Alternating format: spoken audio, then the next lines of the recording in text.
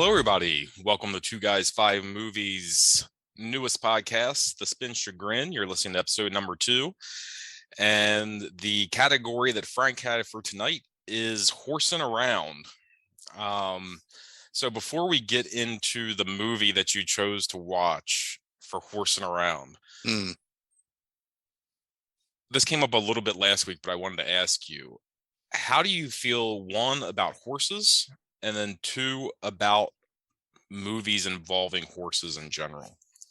So it's funny you asked that question, because I actually spent about 20 minutes tonight thinking about that exact thing.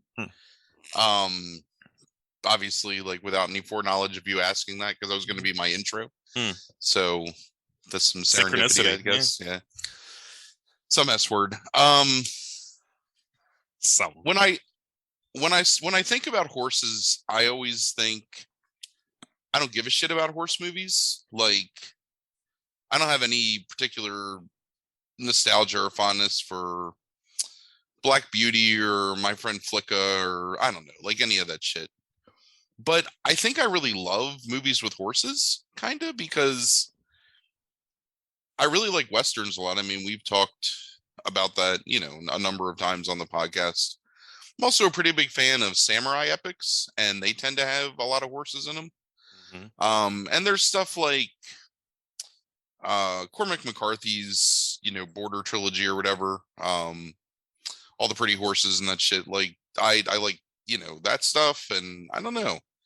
I guess I don't like horse movies that are geared towards children, where it's like some kind of feel-good horse movie. But I definitely do have a fondness for movies with horses. So like, I guess like Flicka, something like that. Like, yeah, I'm not a big fan. Like, right. Black Beauty, the Black Stallion, like all that stuff. Like, I don't care about that shit. I mean, whatever. Might as well watch Free Willy. But I don't know. Like, I'm down with some horses. How do you feel? How do you feel about horses, like, in the real world? Like, I ain't never gonna get on no horse. I mean, that would be my death. Unless there was like some kind of hydraulic lift and I was like chained to that motherfucker. You never ridden a horse before? Oh, yeah. I've ridden a lot of horses. Okay. I mean, my parents grew up in between two farms that had horses. So as a kid, dozens of times I've ridden horses. And then when you would go to fairs around here, I mean, I don't know if this is your experience, but my dad worked for DuPont for the majority of his working life. And they would have, I don't know what it was called, like a family fun day type thing every year. And they would be at the Newark Country Club a lot of times, and they would always have horses there for you to ride. So it was one of those things where the horse was in a circular pen type thing, and you would just like get on the horse and ride around a few times and whatever. But I used to enjoy riding horses when I was young, but I mean, I'm old and fat and have broken things, and at this point the idea of being on a horse is less desirable somehow than being on like a motorcycle or I don't know, a jet ski or something. Like, it's one of those things where I have no desire to ever do it. And I don't particularly care for competitive horse shit like steeplechase or equestrian events. And we live in an area where that's super, prevalent. So I don't know. I think horses should just be left alone. Like, let them just be, beautiful, majestic animals at this point, because there ain't no reason to be climbing up on their backs and fucking around with them. Okay. I'm just testing your bias here, like, see if there's like any like so you actually appreciate the horse as a majestic creature then. Yeah, I mean, I think horses are among, I don't know how to say this without sounding like super awkward. I don't know where this is going. I think horses are among like the most like beautiful like wild animals in the animal kingdom. There's like a I think we're such children of like the 80s and 90s that you think somebody's going to like accuse you of like wanting to fuck a horse because right. Because you think I don't want to come across as being like equestria file or something. I mean, I'm appreciating them from afar, you know what I mean? Right, like I don't need to mess with them. Maybe I'll feed them an apple or some sugar cubes or some shit, but You like I see horses on TV and in movies, and I always think like, oh, that's a pretty horse. Or playing Red Dead Redemption. One of my favorite parts of that game was like wrangling the horses and getting a horse and taming the horse, and I don't know. I mean, that stuff is cool. So I guess if I have a bias, it falls more towards the positive, you know, on the horse scale. Sure. I have a deep appreciation. Horses kind of freak me out though a little bit. Like when you look into their eyes, like there's some sort of intelligence to a horse that freaks me the fuck out. That something like that big and like I feel really bad almost like looking at a horse in the eyes. I mean, I was around horses a lot in like a non-riding capacity, just feeding them and brushing their manes and whatever. And like I've like done that a number of times in my life. And I mean, I kind of find horses the same as I find like a dog, sort of, but just not, you can't cuddle with them or anything. Right. Except that a horse can fucking kill you. Yes. Yeah. Like very easily if you piss it off. So there needs to be a healthy respect. It's like a fucking hippopotamus, like hippopotamuses look all cute in the water, but that motherfucker can like eat you or whatever. Right. I don't know whatever hippopotamuses are doing to kill people. Right. I think they eat people. Yeah. They capsize boats, I know for sure, and like can drown people. Right. Yeah. I'll find out what the hippo. I mean, they are the horses of the water, right? I think so. I don't know. Maybe I just made that up. Google does not like the search. Like it did not give me any options. Did you search the horses of the water? No. I do hippos eat people, and it was not giving me any recommendations for research. They primarily eat plants, about 80 pounds of grass each day. Jesus. Okay. They can snap a canoe in half with their jaws, and they kill about 500 people in Africa each year. So they do not eat humans, though. But they will, I guess, cause their deaths. All right. So enough horsing around. What's the movie? So the movie is the appropriately named Horse Girl. It is a 2020 psychological drama, I guess, starring Alison Brie. Yeah. Who also co-wrote the movie with Jeff Baena. Jeff Baena is a guy that I like. The stuff that I've seen of his, he directed Life After Beth, which is a pretty good like horror comedy romance with Aubrey Plaza, right. And also The Little Hours that stars Alison Brie and Aubrey Plaza, and the lady from Garfunkel and whatever. Oh yeah, I can't remember what that show is called. She was Ted's girlfriend on Scrubs. Yeah. Oh, okay. Yeah. But she's in it too. It's and both those movies are pretty good. So this is a movie that I had never looked into because Netflix has tried to push this movie on me now for like a year, and I've consistently avoided ever going any more than just looking at the brief description of it. And to Netflix's discredit, and this is true, I think, in a lot of ways for Netflix, their description of this movie is not one that makes you think like, hey, this is something I want to sit down and devote, an hour and a half of my life to. Sure. And I think that Netflix does that a lot, where they just have these really weird, non-descriptive descriptions to try and bring in as many people as possible, as opposed to actually saying this is what this movie is about. So yeah, I get that. Netflix kind of makes it sound like it's going to be this lighthearted, almost rom-com with a sci-fi / possibly supernatural, like lighthearted element to it. Then I hate this fucking movie. So the basic premise is Alison Brie plays this woman who has gone through some traumatic times in her life. Her mother killed herself. She's basically alone. She doesn't really have any friends. She kind of is just this withdrawn, receding, shy woman that works at a menial job at a fabric shop with her boss, played by Molly Shannon, in actually a really good performance. And I would never like think of Molly Shannon really, but she did a really good job in it. So it's hard to explain. So think about when we talked about Inland Empire and it's kind of the same idea of this movie, where it's a look at mental illness. Okay. But in a way where it doesn't try to proffer any kind of explanation or solution to mental illness. It's more of just a really empathetic look at a person who has something, I don't want to say wrong, but something that it needs treatment or is causing them difficulty in living like a normal everyday life. And that's what the Alison Brie character has. They never diagnose her with anything, so I actually appreciated that too. Because I kind of hate when it's like, oh, it's schizophrenic, and here's a movie about schizophrenia. To the point where you're not even ever sure really when you're watching it if what you're seeing is reliable or actually happening, because a lot of it's told from her perspective.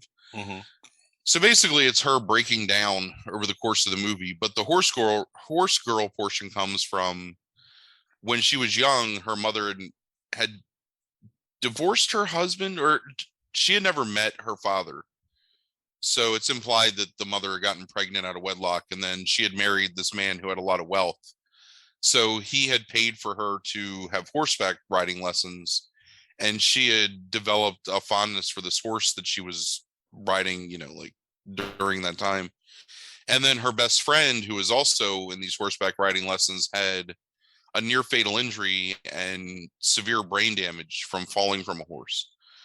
So the father or the husband and the mother get divorced. The mother ends up committing suicide after a period of time, and they don't really exactly define like when all these things have happened, except that the mother had committed suicide about a year before the events of the movie. And that's kind of what caused her to sort of withdraw and start to feel, I don't know if it's depression, but to have like things happen mentally to her that cause her to kind of break down. And she keeps going back to visit this horse because this is the one being that she has an emotional connection with. And the people that own the horse farm don't want her there because she's no longer paying for these lessons and the horse is being ridden by someone else. So it starts out where you're not exactly certain that's what's happening, but eventually they kind of like belittle her and berate her and kick her out and tell her that she's not allowed to come and visit the horse anymore. And that also leads to her breaking down. And she's convinced that she is a clone of her grandmother because she has a picture of her grandmother that looks exactly like her, and that she was somehow cloned and is continuously being kidnapped by aliens. Oh, okay. So she's Didn't see that one come. No, it comes out of nowhere, kind of, that she's blacking out and having these things happen where she's sleepwalking or ending up in places where she doesn't belong, and she attributes this to these aliens. And then she dreams about these people, and then she sees one of the people in real life, so she becomes obsessed with the idea that that person is also being kidnapped by aliens, to the point where she kind of confronts them at their job and is kind of trying to be like, hey, so anything weird ever happened to you? Like maybe like you get abducted or something? And when you read the description of it, it sounds like it should be like pretty terrible, honestly. But she is amazing in this movie. Yeah, she's really underrated. Yeah. One of the best performances I think I've ever seen, and honestly on par with Laura Dern in Inland Empire in terms of showing a huge range of manic to depressive to psychotic at times, confused. I mean, she really, it's a pretty stunning performance, honestly, for being this like little indie movie. And I think because she helped write it, I think that she has a lot of investment in, whatever story she's trying to tell. So there's a lot of things that happen. And honestly, I would recommend seeing this movie to pretty much anybody. Like, I think that it's definitely worth watching. And in the end, you're kind of left wondering, like, did I just see a science fiction movie that's sort of promoting the idea that aliens exist? Did I just see a movie that is subtly pointing to the fact that maybe this woman committed suicide like her mother? And it doesn't ever really give you easy answers. But again, it doesn't also try and be condescending about therapy works or medicine works or whatever. I mean, she's just a woman that is kind of in a bad place emotionally and mentally and sort of suffers because of it. So, but there's a horse in it, and the horse is in many scenes, and she ends up liberating the horse from the horse farm and stealing it and kind of like riding it out into the forest. Hey, it's in the title of the movie. It is. So that's actually, it was one of those things where, like, again, like I've looked at it a number of times. So I didn't know that Jeff Baena directed it, or else I probably would have watched it previously. I also didn't know that Alison Brie was in it, or I probably would have watched it, because I really do enjoy her as an actress. And I didn't know that the Duplass brothers produced it, which is another thing that would kind of lead me to watch it, because I tend to like the stuff that they do. So again, it's just one of those things where it's like Netflix's really bad advertising, like on their own platform, where they don't really give you enough information to make a good decision. You just kind of have to guess. So when you had Horsin Around, this was actually the first movie that popped into my head, because I was like, oh, maybe I'll watch that fucking Horse Girl movie finally. But I'm really glad I did. And again, like I think that all of the principals did a really great job. One of the Duplass brothers is actually in it in a minor role. Jay is in it. Not the one that's in Creep, the other one. Okay. Robin Tunney is in it a little bit, and there's another, I don't know, like really interesting and sort of relevant subplot where Alison Brie's character, Sarah, is obsessed with a show that's basically a parody of Supernatural, and believes that things that happen in the show are kind of predicting things in her life or related to things in her life. She becomes romantically interested in a guy named Darren, who's her roommate's boyfriend's roommate. And he has the same name as the main character on the show, so she's kind of finds that to be this like serendipitous thing where like maybe they're meant to be together, and then he almost gaslights her a little bit, although not in, I think, a malicious way, but in a way where he doesn't recognize that she's mentally ill, and plays into her conspiracy theory fantasies about the alien abductions and the cloning and stuff like that, until she buys into the fact that he believes her and is like kind of her soulmate, and then really just goes nuts like on a date. And I shouldn't say it like that, but kind of leads her into like really deep into her own like rabbit hole about the stuff. And then he freaks out because he thought that she was just kind of like making conversation or trying to be funny or whatever, and she thinks that he's trying to trick her. And it's a really uncomfortable scene, and it plays out really realistically, I think, in a lot of ways. Like it doesn't feel like, it's not played for laughs, and it's not played for like a horror element where you're, you know, like she's threatening to kill him or anything. It's just really uncomfortable and sad. It actually, I was reminded a lot of times, and honestly super annoyed at myself that I made the stipulation that I have to watch these movies straight through, because there's a very Curb Your Enthusiasm feel to this movie at times, except without the comedy element, just the uncomfortableness, where I wanted to just like stop and go do something else for a little bit, so I didn't have to sit there and like watch what was going to play out on the screen. But then I had to force myself to do so. So fuck me, I guess. But yeah, I was really surprised by how much I enjoyed this movie, and I definitely think that he's not the best director in the world. Like he's kind of amateurish at times, especially with scenes that don't really have any kind of import to the overall story. Like it's almost like he gets bored with setting the scene, sort of. So it really does feel like, it feels direct to video until it doesn't, if that makes sense. And then once it really gets into it, like there's more interesting scene progression and shot composition, and he does some things with the way that he films stuff in terms of his camera techniques and angles and filters, that are never like overbearing. They actually work really well, and they do a good job of you know, again, like an Inland Empire, where you would get that almost like internally claustrophobic feeling watching that movie. Except he's not as, you know, artsy or metaphysical like Lynch is. Right. But yeah, Yeah, so that's good. I mean, this is not a movie just based on the title that I would have ever watched either, but it sounds like a really interesting movie. I mean, I might check it out at some point then. yeah, I didn't. Yeah, I've seen Life After Beth. That's the only movie of his that I've seen. I see that he co-wrote I Heart Huckabees with David Russell. Okay. I never had you watch The Little Hours, No. the movie with Mm-mm.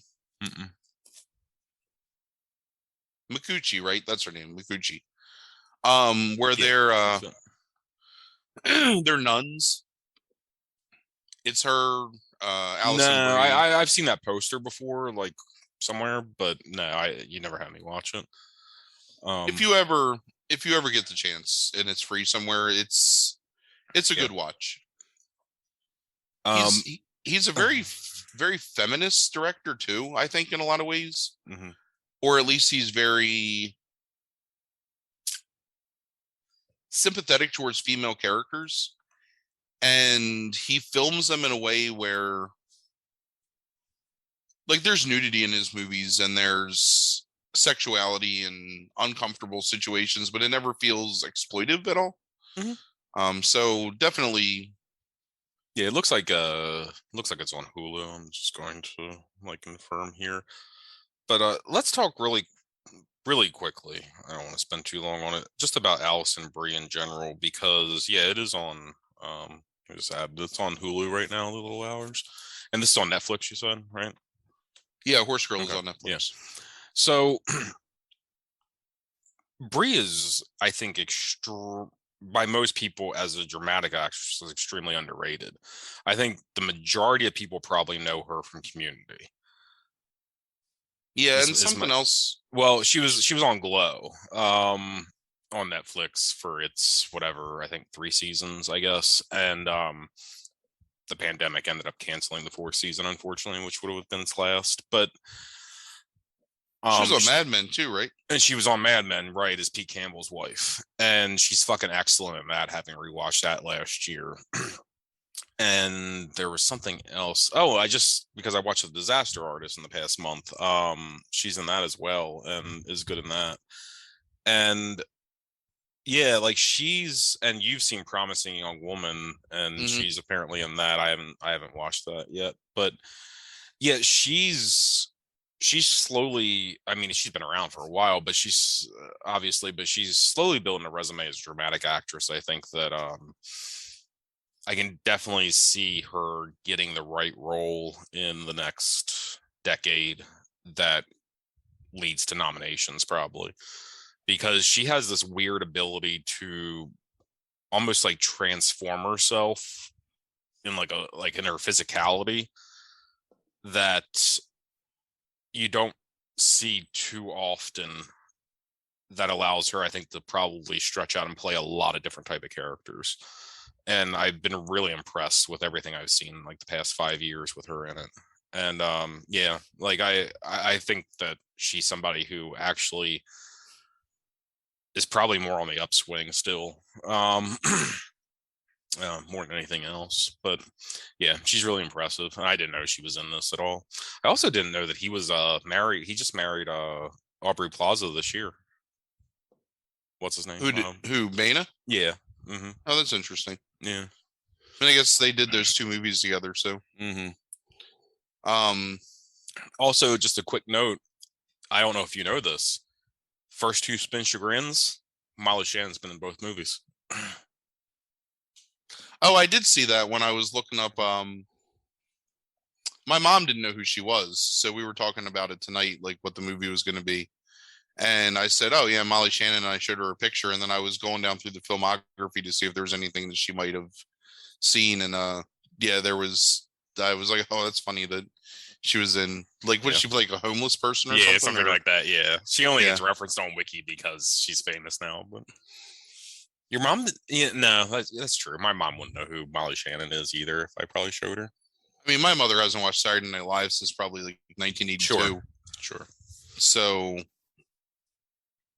yeah, she was not a Molly Shannon where we would know her from that, and Sure. just the fact that she's been kind of omnipresent all over the place for most of our adult lives. What's really funny is also about the idea of Horse Girl being this movie is that the one conversation that I had this week, as I was doing just looking up some horse movies, was I was talking to a friend of ours, and horses came up and a discussion about it, and she's on a dating app where a horse girl was kind of like reaching out to her, and I mean horse girl in the kind of more pejorative sense of someone who that works with and is obsessed with horses, and everything in their life revolves around horses, and how she could not date a girl that was that obsessed with horses, because it's just kind of weird. And I was actually going to, before we started talking, was also going to bring up like what you thought about the people that are obsessed with horses, but I didn't, and then you ended up the fucking movie as Horse Girl, so I should have brought it up, because then it would have been double synchronicity or serendipity. Right. I don't know how I feel about that. I mean, look, I think as long as you're not hurting anybody, like, no, sure, right. I don't want to talk about it, but right, whatever your thing is your thing, you know. Sure. Yeah. Yeah. But yeah, I grew up with a lot of people that were obsessed with horses. So yeah, to me, it's one of those things where you just kind of like, you knew people that were like that, and you just kind of whatever. Right. I don't know if I've ever dated somebody that was obsessed with horses. I don't think I have. If there was, it was a secret obsession. Yeah, I did see also that Toby Huss was in this as a horse trainer. Yeah. Who is a guy to me that is really underrated as the most minor character in a movie. Like, he just comes in usually for maybe 5 minutes of screen time most of the time, and kind of nails the role. He's one of those perfect people like that. He's responsible for a decent amount of the Curb Your Enthusiasm moments. Going from being how to say it, like, kind of this nice passive aggressive dude that's trying to gently kind of urge her away from, you know, coming there to visit the horse, to basically freaking out on her, like, you know, get out, get the fuck out, like, this is not your horse. Like, you need to leave, you need to not ever come back here, you know, you're trespassing. Like, it's a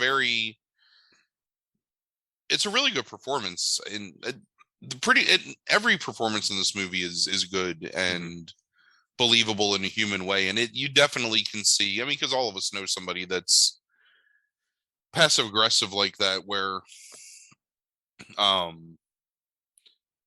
you know, they're willing to kind of like, oh, you know, it's okay, like, they take your time, and then at some point they just freak out and lose their shit, and it comes off as unexpected because they were so like passive and just, you know, whatever. So right.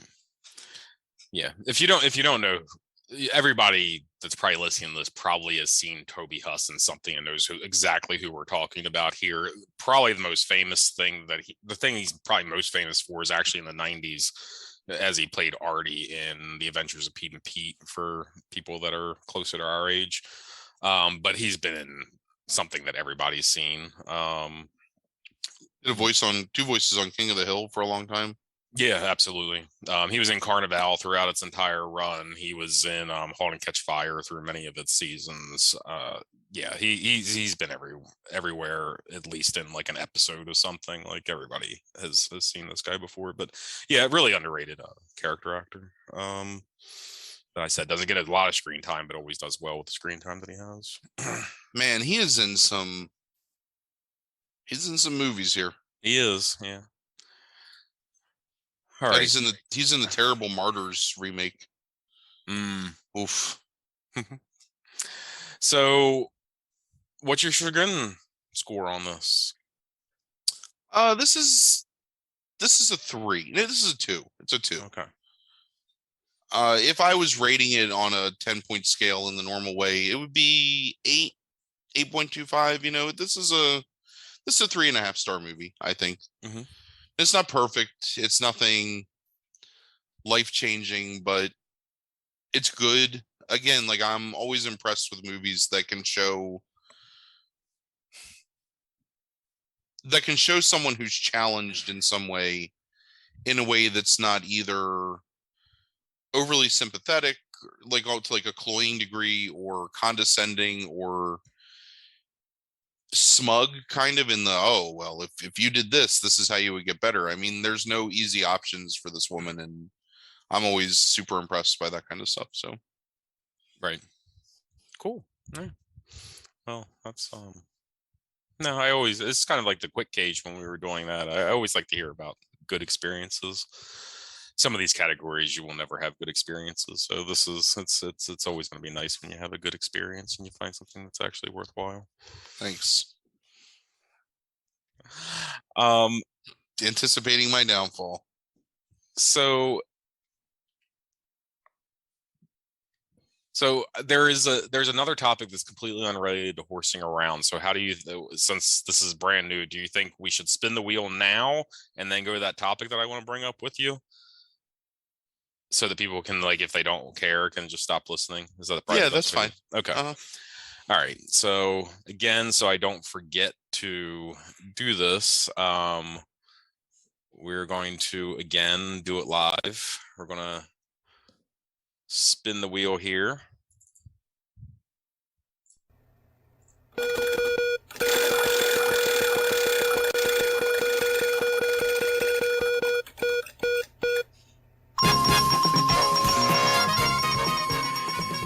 And movie you think you'll hate the most from 2006. Oh my God.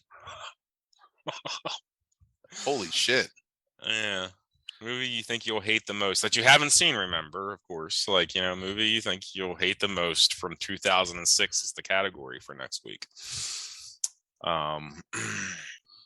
So you'll have to start that search here soon.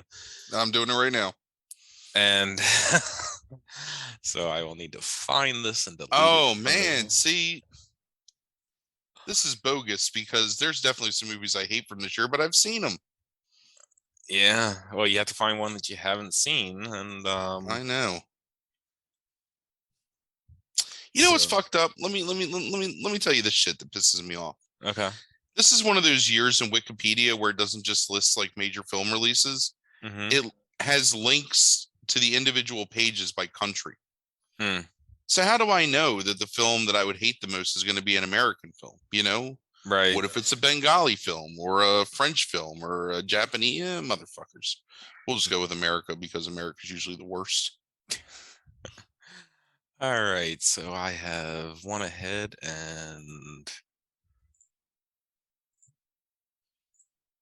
deleted that from the list. We were down to 59 possibilities. It starts so bad. All right, so the thing I want to bring up to you now that we have that settled. So next week, movie that Frank has not seen that he thinks he'll hate the most from 2006. We haven't been able to talk about Hawkeye yet. Okay. And I want to talk to you about Hawkeye. So overall, what was your impressions of it by itself, and what do you think of it compared to the other Marvel series that have been on Disney so far? I thought it was excellent by itself. Mm-hmm. I found it to be lighthearted, but also with stakes involved, and perfectly fitting in the gap between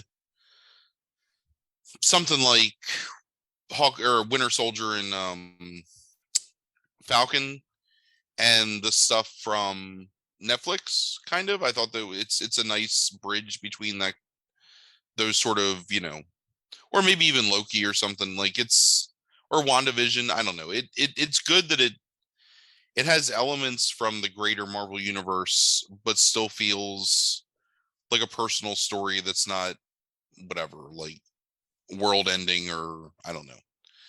And I like Jeremy Renner a lot, and I like the girl that played what's her name? Jesus. Shit, I can't remember her name now. I know. Like, and I literally anyway, that lady. Yeah, Kate Bishop, yeah. Yeah, Kate Bishop. Yeah. Well, she's the girl from True Grit. The young child actress, yeah. Like, who's fucking not amazing in that movie. Like, yeah. And really great in this. Mm-hmm. I thought it was funny without being jokey. I thought it was action-packed without being too reliant on just constant fight scenes. Mm-hmm.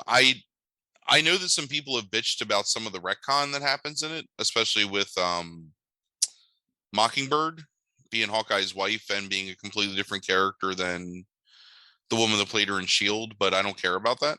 Right. So, I mean, whatever, that's fine.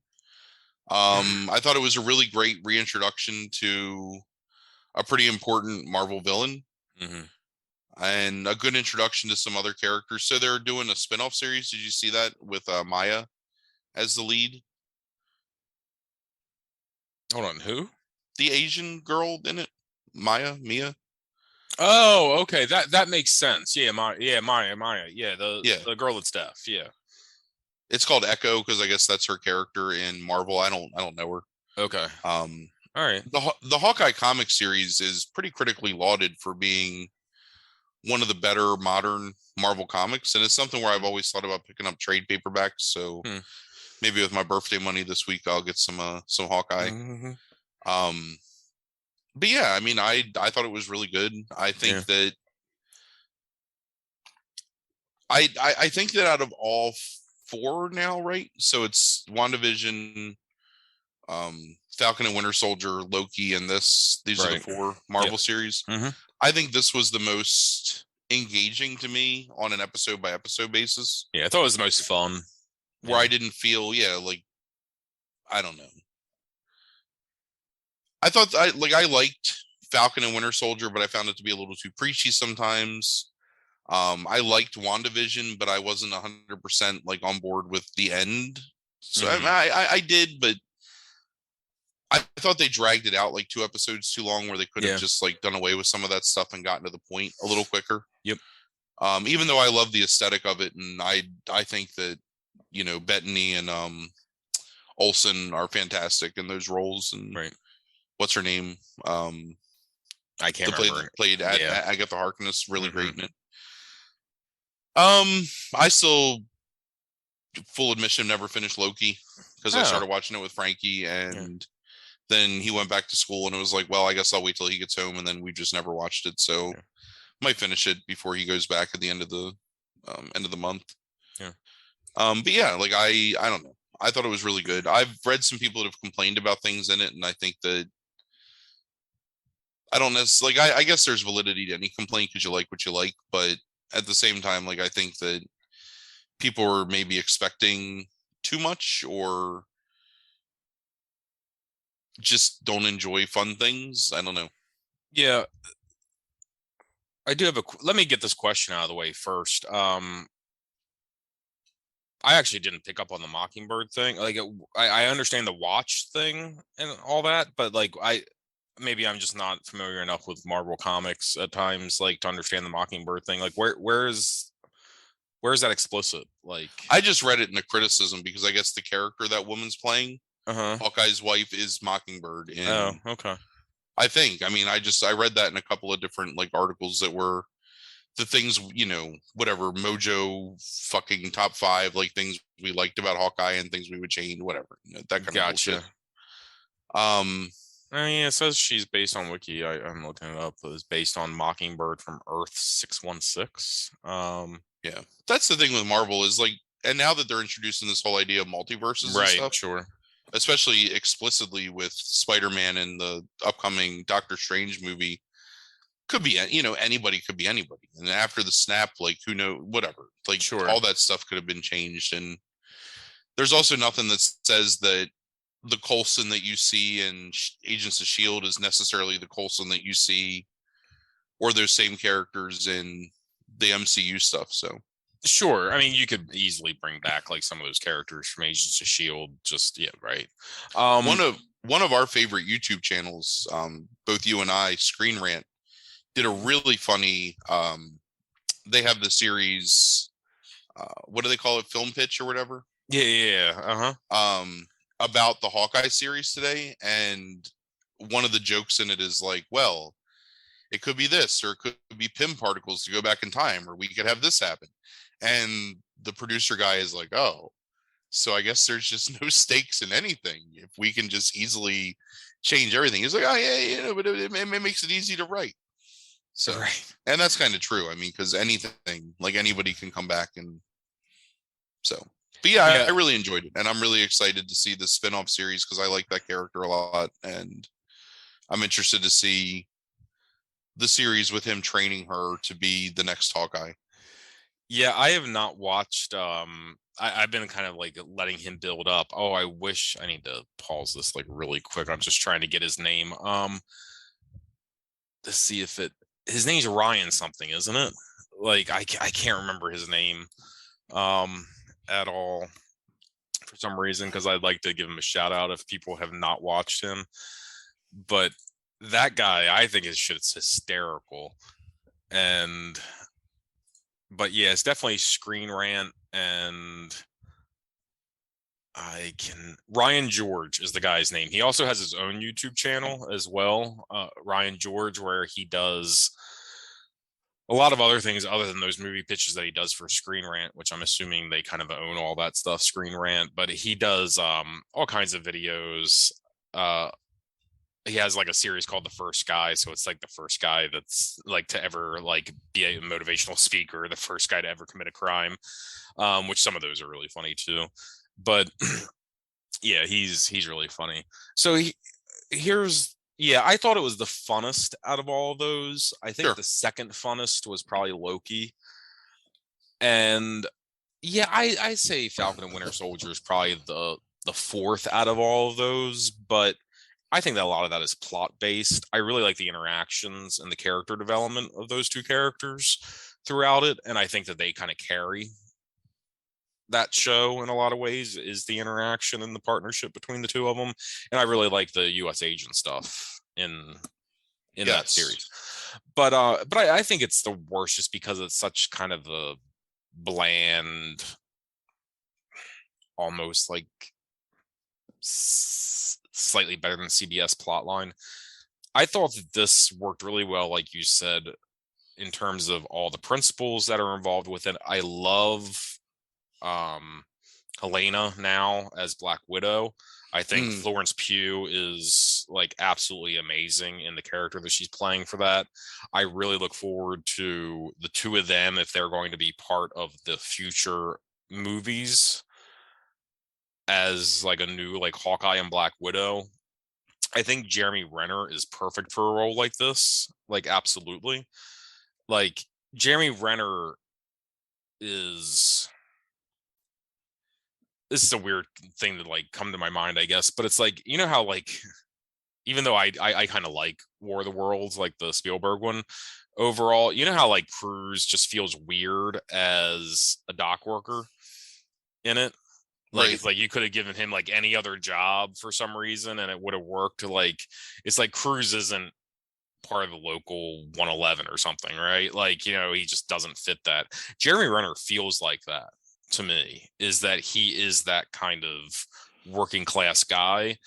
And like to see that character for the past like 10 years roughly age to the point where he has a hearing aid, like he's a little bit slower than he used to be at times, the punishment that he takes because he's not superhuman.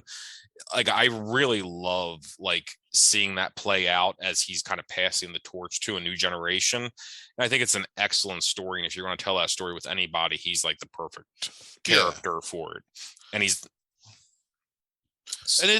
so to your point, it's like when they have the scenes with the LARPers, it's not condescending, you know. I mean, there's some gentle mockery there, but it also is Hawkeye is a dude that can just appreciate these people who are like super into the thing they're doing.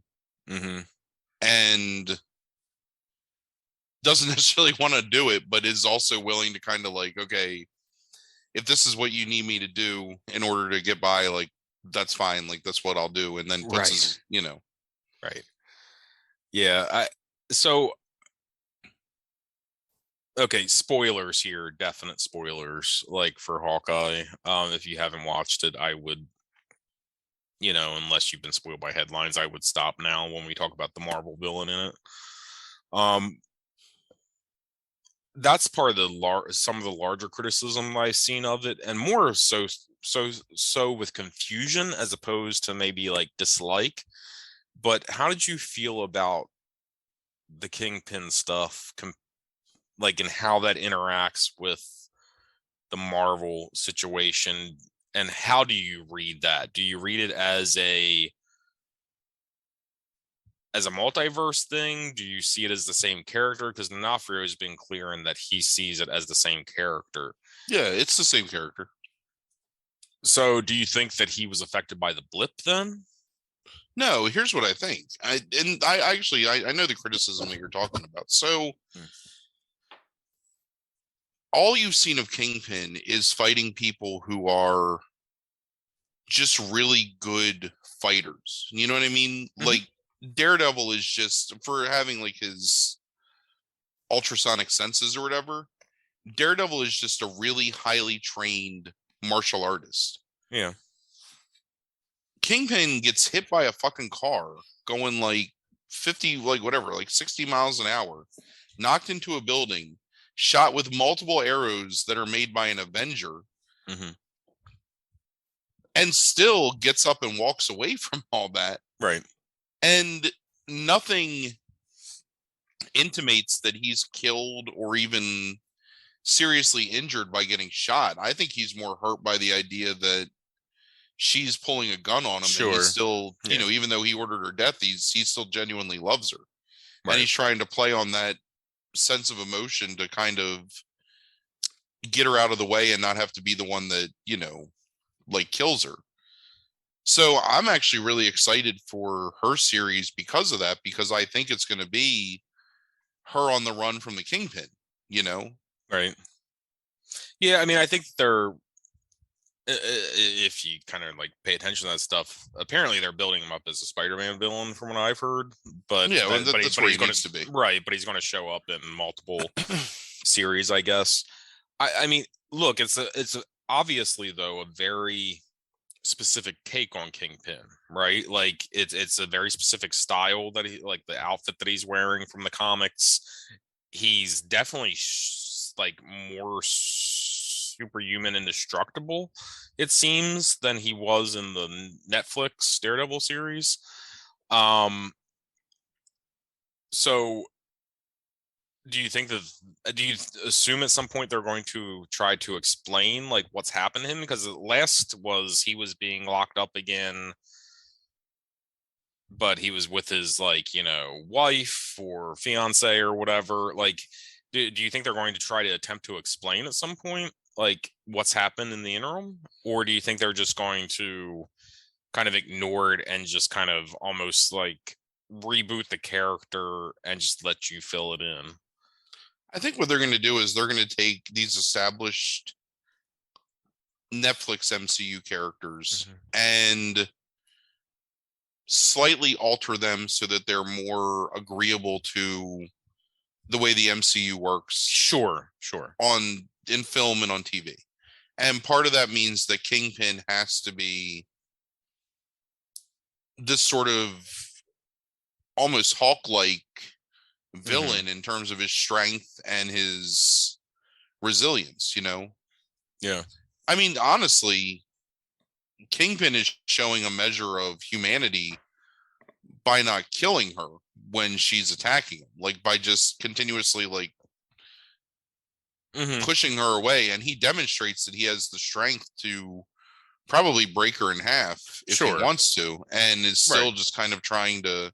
Yeah. I think he's more bemused by the idea that because at one point he says you're starting to annoy me, right? Yeah. Like, yeah. But I mean, he takes arrows, like actual arrows, not even just trick arrows, into his body and it's just able, like, through a Hawaiian shirt or whatever, and it's just able to sweep him away. So a lot of people were complaining that it's made him seem weaker or whatever, but I just think that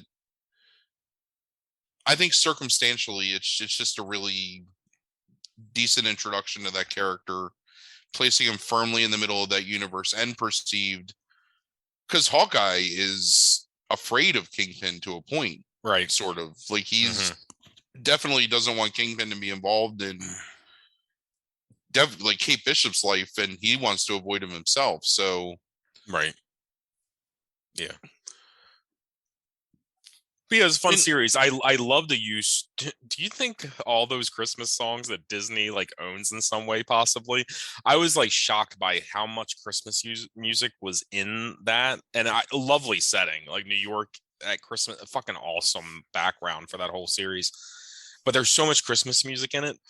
I was thinking, like, how much fucking money did they spend to be able to use all this Christmas music? And then I started wondering, did they spend anything? Like, do you think like Disney like was spending money, or do you think Disney just possibly owns so much Christmas music that, or owns companies that own so much of it that they were just able to use that? What's your guess? Do you not think that a lot of that stuff is public domain? A lot of Christmas music is public domain, I'm pretty sure. That's true. I mean, but they use stuff from like the Charlie Brown Christmas stuff, I know, at one point. Yeah, they play the I'm not going to be able to imitate it with my mouth, but yeah, the Charlie Brown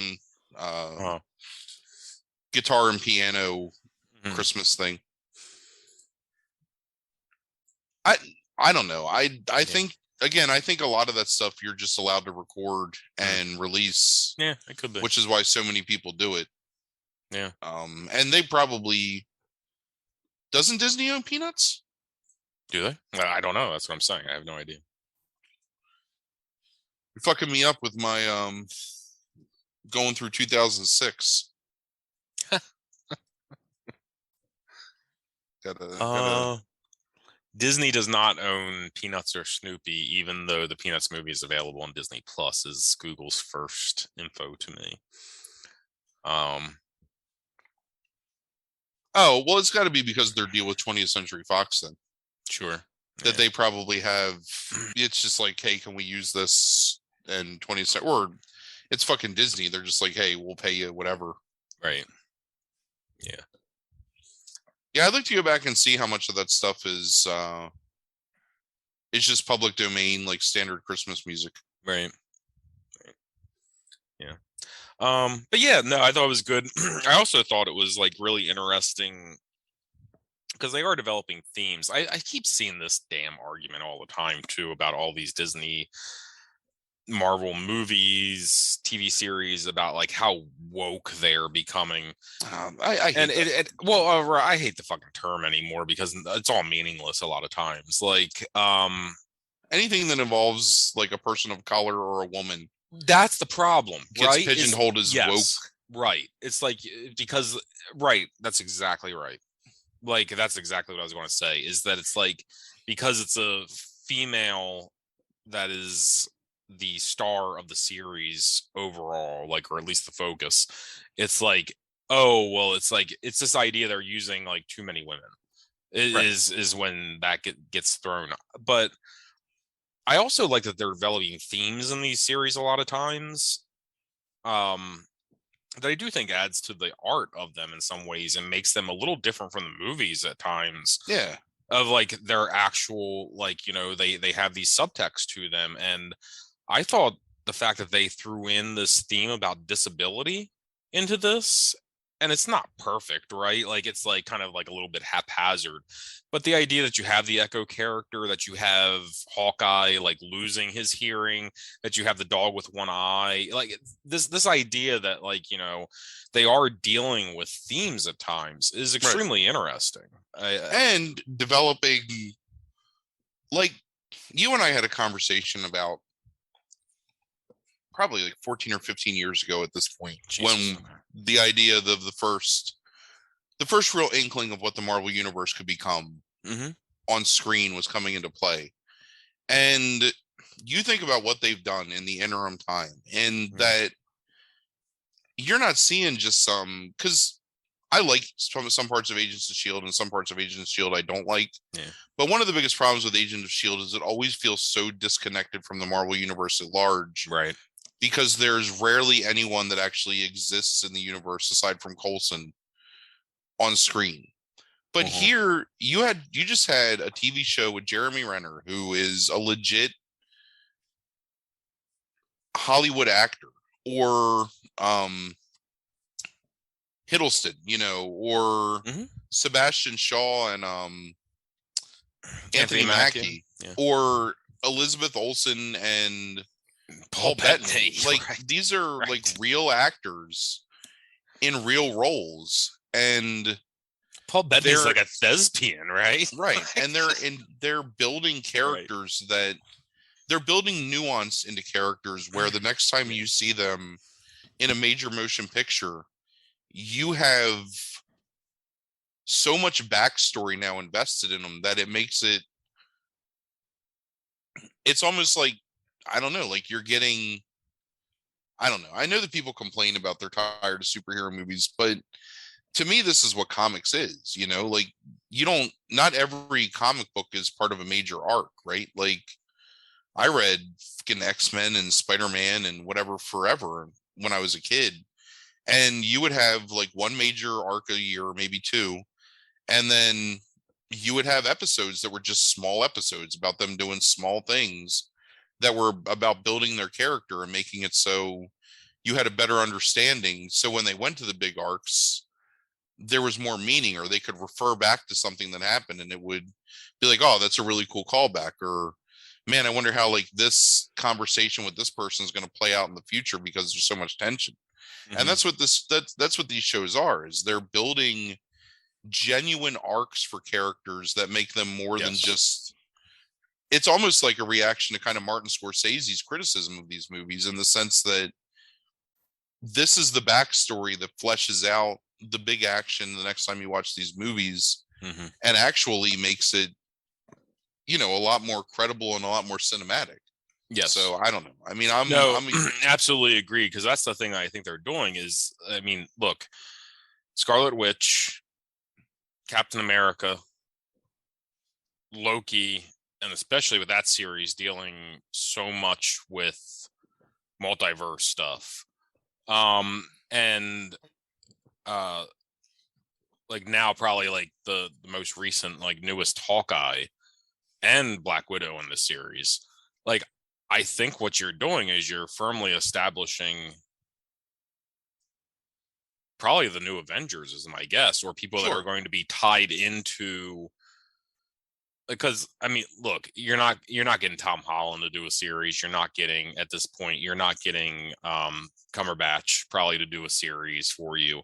So it's like they're going to be in the movies, and then you're slowly establishing who these new Avengers are, like fleshing out backstories, like, introducing audiences like to their character, so they know going into these movies when they show up, like who they are and like what their newest deal is, and adding that character development to them. So I think it's brilliant in that way as well, what they're slowly doing. And basically like creating like a new generation. Like She-Hulk comes out here like in the next few months, I think. And like now we have a banner replacement if need be, like going forward. So you're doing all of this, and you've been adding slowly in Dark Avenger stuff as well.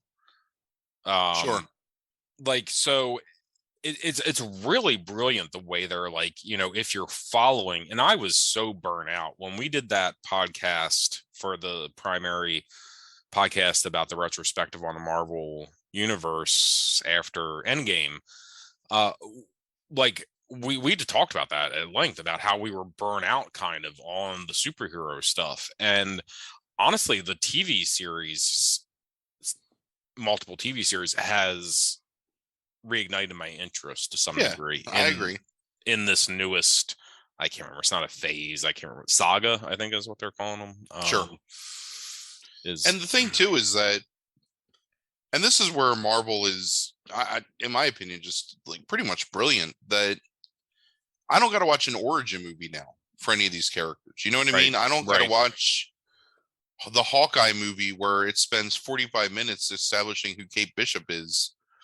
I already know it, you know, and that's where DC has fucked up the most, because number one, they just change who plays characters way too many times. Like, there's no consistency. But also, every friggin' Batman is a reboot telling me the origin of Batman, you know? I don't need Batman's origin anymore. Like, I know it. And it's nice that Marvel has put you in a place where, as a fan of their films and their whatever media, whatever you want to call it, they respect that you've seen these things, that you know this stuff, and that you don't need to be handheld through the origin of a character that's existed for, you know, 70 years at this point. So no, I agree.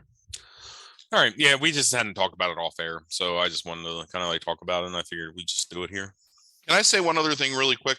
This is going to be 100% spoiler free, but I really want to say it. Anybody that watched the first episode of Boba Fett and was not impressed with the way that it went down, or didn't quite understand what was going on, it is 100% worth just sucking it up and watching the second episode, because it is 100% better than the first episode, and it makes so much more sense, like, when you're watching it in that context. So really, really good episode. Like, one of my favorite Star Wars related episodes, I think, outside of like a few Mandalorian episodes. Gotcha. Can I ask you a question real quick before we finish up, to get you on the record on something? Sure. How do you feel about Dogville? Dogville? Yeah. Are you talking about the fucking Lars von Trier movie? Yeah. Ha! All right. Cool. No, it's like, all right. No. You're not gonna like pigeonhole me into fucking saying this is a movie Chris loves but Frank hates. That sounded a little indifferent. It sounded a little indifferent to me. I loved Dogville when I first saw it. And at that point in my life, I was impressed by the audacity, I guess, of Dogville. Because I think that's the right way to put it. It's an audacious movie in a lot of ways. But I don't think there is any lasting value to Dogville once you've seen it one time. That's my opinion of Dogville. Okay. All right. So I will watch Dogville again and see if I find lasting value, and then make a determination from there. Oh, all right. God, dude, I don't want to watch Dogville again. All right. That's so fucked up. Yeah. All right. You're on the record. I love Dogville. Dogville is so good.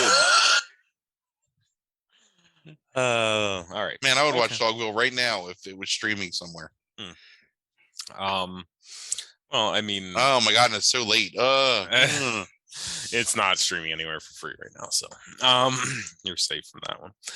All right. Well, so next week, the movie you think you'll hate the most from 2006. I'll tell you what we're gonna do is we're gonna go through. Just so you know, that was one of mine, and the year was chosen completely at random, and that's sincere. Like, I was just like, which year? Like, should this be? And I thought 2004, and I changed it to 2006 because I'm less familiar with 2006. So I'm going to tell you that we're going to do the short list discussion before we reveal what the final movie was. And let me tell you something. There is so many bad movies this year, and I've seen so many of them. I did look it up one night after I put that on the list, and I did see a number of bad movies that year. But like motherfucker, I've seen You, Me, and Dupree. You know what I mean? Right. That movie is fucking awful, and I've watched it. So it's going to be something worse, because it's going to be something that was so much worse than You, Me, and Dupree. I was like, oh, I can't see this movie. Yeah, I remember. I'm trying to remember. I know you saw Blood Rain. Because I think we watched it in the theater, didn't we? Maybe. I think possibly. I'm trying to think of what it was. Basic Instinct 2. Have you seen Basic Instinct 2? See, don't try and get spoilers here. I have not. I can't remember any of the other movies. But I do remember Basic Instinct 2 comes to mind as a possibility of something that I thought you hadn't seen possibly. But But yeah. So I'll be fascinated to see like what you come up with in terms of what you think you'll hate the most, because you can't get out of this, right? Like to some degree, it's like you couldn't if you lied. Like, Buddy, but if I've you're seen I've seen the Gridiron Gang, well, man. that's fine. But I'm saying it's like it's a movie you haven't seen, but it's like the Mm. movie you think you'll hate the most. So you have you know yourself well enough. So unless you just lie, like No, I've put some things that really really hurt me in my heart on this right. list. And I thought that's what the beauty of the category was when I added it is you have to do it to yourself. Like you have to dig down and like figure out what you think you'll hate the most and watch the motherfucker. So enjoy. Like the Marine is on here. I don't think the Marine's the worst movie of the year. I can't even put it on my short list because I think it's probably entertaining. Right. Yeah, I don't know. Oh my God. Do you know what came out in 2006? What's that? A modern retelling of Flicka. Two motherfucking birds. There we go. But it's not. Brings it all back around. So, all right. Thank you for listening, everybody. Hope you enjoyed. Have a good week. Thank you. Have a good night.